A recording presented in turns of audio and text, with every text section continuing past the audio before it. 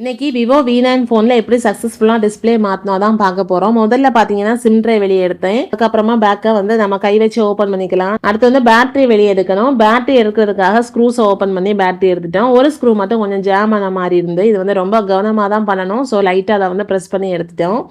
அதுக்கப்புறம் பார்த்தீங்கன்னா இந்த டிஸ்பிளே பழைய டிஸ்பிளே ஃபோன்லேருந்து கலத்துனோம். கலத்துறதுக்கு இந்த ஹேர் ட்ரையர்லாம் யூஸ் பண்ணி லைட்டாக ஹீட் இது பண்ணியாச்சுன்னா அதுவுமே கையில் வந்துட்டு எடுத்துட்டு புதுசாக வாங்கியிருக்கிற டிஸ்பிளேயை வச்சு வந்து ஒரு வாட்டி டெஸ்ட் பார்த்துட்டோம். எப்போவுமே க்ளூ போடுறதுக்கு முன்னாடி டிஸ்பிளே ஒர்க் ஆகுது என்னன்னு பார்க்குறது நல்லது. பார்த்து ஒர்க் ஆயாச்சு. இப்போ என்ன டிஸ்பிளே ஒட்டிட்டு அப்புறமா பேட்டரியும் போட்டாச்சுன்னா வேலை முடிஞ்சு.